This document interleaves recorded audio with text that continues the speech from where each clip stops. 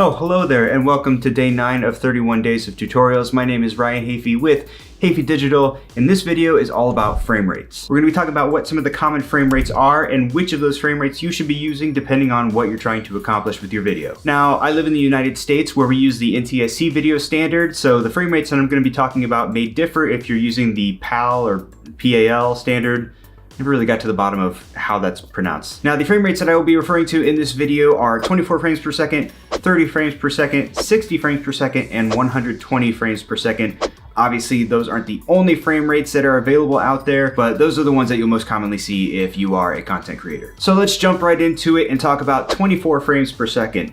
This is the frame rate that's been commonly referred to as the cinematic frame rate, just based on the amount of motion blur that you can achieve with this particular frame rate. In other words, the motion blur that you can achieve when filming at 24 frames per second is the most natural to your eye, as if you're just viewing everyday life from your own perspective, I guess. You know what I'm trying to say. Me personally, anytime that I am filming a talking head video like this, or if I'm doing vlogging that involves commentary, I'm filming at 24 frames per second. I'm also editing almost all of my videos at 24 frames per second as well. Moving on, let's talk about 30 frames per second. Now, the 30 frames per second frame rate is typically associated with like home video or news broadcast type footage. 30 frames per second is going to give you a little bit less of a natural look compared to 24 frames per second, but if you are editing in a 24 frames per second timeline, shooting at 30 frames per second is going to give you the option to slow your footage down to 80%, which can kind of smooth out some jerky motions and camera movements sometimes. So if you're going for that home video or news broadcast look, or if you just want to slow the footage down just a little bit to get rid of some of the jerkiness in some of your shots,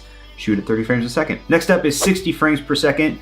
This frame rate is commonly associated with gameplay like video games or for high action sequences. There's usually less motion blur with 60 frames per second footage, and that's intentional, especially with like high action sequences where you want to be able to capture all the action that's happening and all the different movements in the scene. 60 frames per second is also good if you want to capture some slow motion footage. If you're editing in a 24 frames per second timeline, you can slow 60 frames per second footage down to 40%. So depending on how it was shot, you're gonna have some nice silky smooth footage once you slow it down. And finally, one of my favorite frame rates, at least when it comes to B-roll, is 120 frames per second. Now 120 frames per second and higher, those frame rates are typically reserved for shooting slow motion footage. And if you're shooting at 120 frames per second, you can slow down your footage down to 20% if you're editing on a 24 frames per second timeline. So you can get even more silky slow-mo style footage from this frame rate if your camera offers it. And those are the various most common frame rates that you will encounter as a content creator. What's your favorite frame rate to film at? Leave a comment below, let me know.